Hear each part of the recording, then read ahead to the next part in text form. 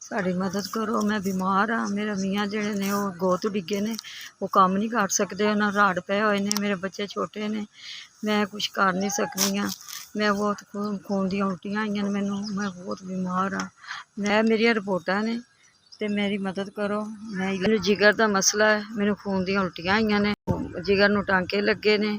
ਮੇਰੇ ਮੀਆਂ ਗੋਤ ਡਿੱਗੇ ਨੇ, ਉਹਨਾਂ ਨੂੰ ਕੰਮ ਨਹੀਂ ਕਰ ਸਕਦੇ, ਉਹਨਾਂ ਦੇ ਆਪਰੇਸ਼ਨ ਹੋਏ ਹੋਏ ਨੇ ਅਤੇ ਬੱਚੇ ਮੇਰੇ ਛੋਟੇ ਨੇ, ਉਹ ਕੰਮ ਨਹੀਂ ਕਰ ਸਕਦੇ। ਇੱਕ 9ਵੀਂ 'ਚ ਪੜ੍ਹ ਰਿਹਾ, ਇੱਕ 7ਵੀਂ 'ਚ ਪੜ੍ਹ ਰਿਹਾ। ਮਦਦ ਕਰੋ, ਮੈਂ ਆਪਣੇ ਇਲਾਜ ਕਰਵਾ ਲਵਾਂ ਕਿ ਤੁਹਾਡੇ ਵਾਸਤੇ ਤੁਹਾਨੂੰ ਦੁਆਵਾਂ ਦੇਵਾਂਗੇ। ਤੁਹਾਨੂੰ ਅਸੀਂ ਮੇਰਾ ਮੀਆਂ ਨਹੀਂ ਕੁਛ ਕਰ ਸਕਦੇ ਅਤੇ ਮੇਰਾ ਬਹੁਤ ਹੀ ਮੈਂ ਮੰਜੇ 'ਤੇ ਪਈ ਰਹਿੰਦੀ ਹਾਂ। ਮੇਰੇ ਕੋਲ ਕੁਛ ਨਹੀਂ ਹੁੰਦਾ ਕੰਮ।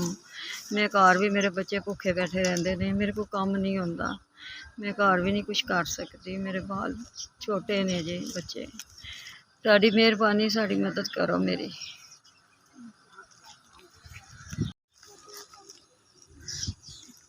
ਦੋ, ਤਿੰਨ, ਚਾਰ, 5,000। अस्सलाम वालेकुम। ਤੁਹਾਨੂੰ ਬਹੁਤਾ ਦੇਵੇ ਅੱਲਾ ਮੀਆਂ, ਤੁਹਾਡੇ ਬੱਚਿਆਂ ਨੂੰ ਜ਼ਿੰਦਗੀ ਤੰਦਰੁਸਤੀ ਦੇਵੇ, ਅੱਲਾ ਖੈਰ ਕਰੇ, ਅੱਲਾ ਮੀਆਂ ਤੁਹਾਨੂੰ ਖੁਸ਼ ਰੱਖੇ, ਅੱਲਾ ਮੀਆਂ ਆਬਾਦ ਰੱਖੇ, ਅੱਲਾ ਮੀਆਂ ਹੋਰ ਤੁਹਾਨੂੰ ਦੇਵੇ, ਹੋਰ ਤੁਸੀਂ ਸਾਡੀ ਮਦਦ ਕਰਦੇ ਰਹੋ। ਅੱਲਾ ਮੀਆਂ ਹੋਰ ਤੁਹਾਨੂੰ ਤਰੱਕੀਆਂ ਦੇਵੇ, ਕਾਮਯਾਬੀਆਂ ਦੇਵੇ, ਅੱਲਾ ਮੀਆਂ ਹੋਰ ਤੁਹਾਨੂੰ ਤਰੱਕੀਆਂ ਦੇਵੇ, ਅੱਲਾ ਮੀਆਂ ਤੁਹਾਨੂੰ ਖੁਸ਼ ਰੱਖੇ, ਅੱਲਾ ਤੁਹਾਡੇ ਬੱਚਿਆਂ ਦੇ ਖੈਰ। 5,000 ਰੁਪਇਆ ਦੇ ਕੇ ਸਾਡੀ ਮਦਦ ਕੀਤੀ ਜੇ।